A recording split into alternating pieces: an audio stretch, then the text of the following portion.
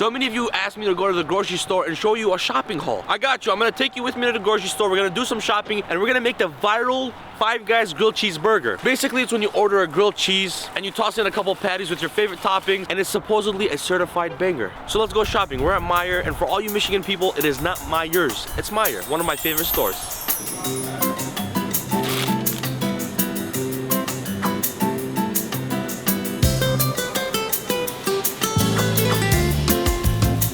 So it seems like Five Guys uses a regular sesame bun, one of those small hamburger buns, not a brioche bun, and usually the patty to burger bun ratio is perfect. Five Guy burger, classic American cheese, but it's plastic. Cry me a river, it makes the best burger. You don't want it, just use some regular cheddar. So as you see, we've been in the same vicinity. We started with the produce and moved to the bread and dairy, and that's how you're just efficient when you go grocery shopping. The burger needs some grilled onions, but we got those at home. So I like to go to the same grocery store so I actually know where everything is. Now keep in mind, when you're shopping, all the single ingredient items like the meat and the produce are usually on the outside of the store, and everything else that is processed or several ingredients is usually inside the aisles. Because I'm making a burger, I'm gonna get all my fresh ingredients first, and I like to pace my shopping where I don't revisit where I already have been. So let's go.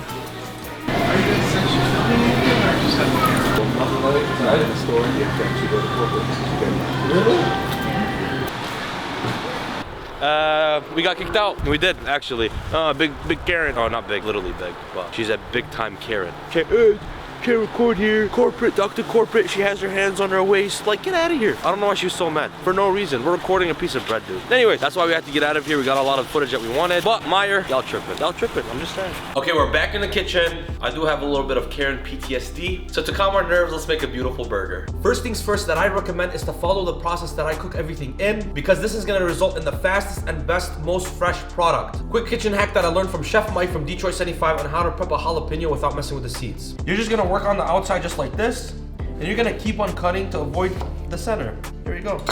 And all you have left is a core if you don't want any of the seeds. Real quick to cut these jalapenos, we're gonna thin strip them. We're gonna turn them and get a fine dice like you. As I said, I already had the onion at home. I'm gonna do some thin slices like this. Turn it to its side. And then give it a nice little dice. To cook them down, I'm gonna be using a stainless steel just to get a nice little char. Onto the stovetop with a little bit of oil. Maybe not a little bit, get a little bit generous. Onions and jalapenos go in. Gonna give them a light pinch of salt, and then a quick scrunch of black pepper.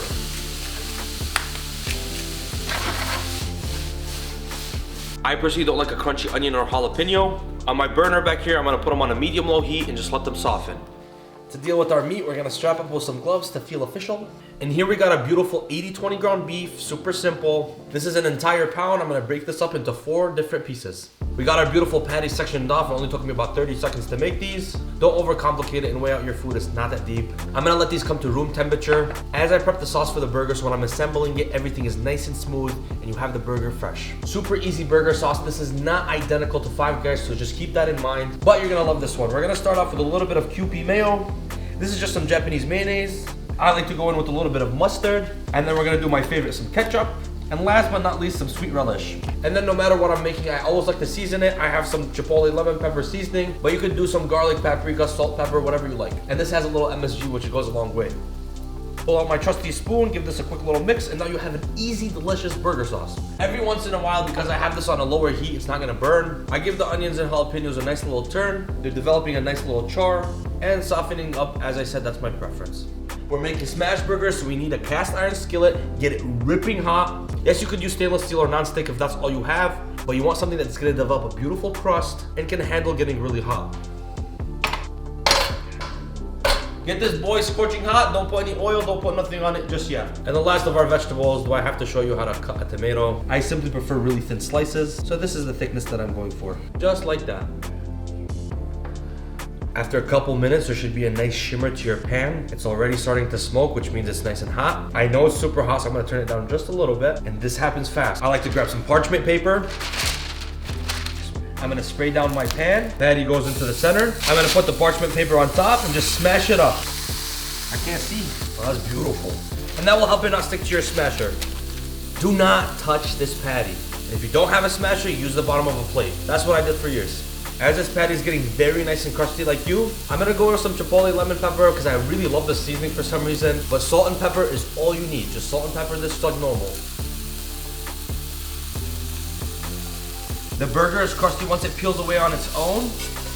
I'm gonna slide under it and flip. Woo! That's a crust right there. Because we didn't season the first side, just a little bit more chipotle chili powder. And let it develop on that side. That's beautiful. So to quickly toast our buns as the burger patty cooks, we're gonna start with a little bit of butter.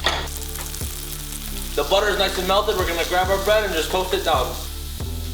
Okay, it's burger assembly time. Aluminum foil is gonna make it official. So the toasted side is gonna be on the outside.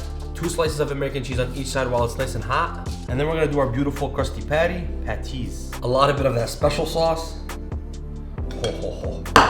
Remember those grilled onions and jalapeños.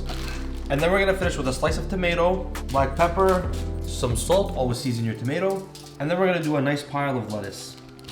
We're gonna shut this up. And then we're gonna close it up to almost let it steam. Show you what the inside of this is looking like. Does it have specks of aluminum foil? I don't want it.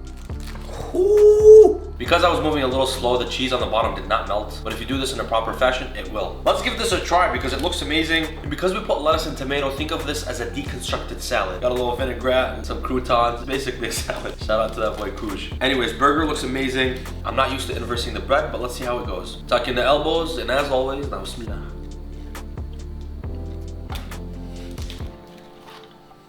I was actually left speechless. That is actually so damn delicious. The texture of the bread on the outside making it slightly crunchy is really nice. The patty's nice and juicy, nice delicious sauce, some fresh ingredients. We got double lactose intolerance in there. This is delicious. And shout out to the lady at Meyer, look what you made us. And there you have it folks, don't you forget to like, subscribe, and turn on that bell notification so you don't miss a video ever again. Thank you for your support and on to next time.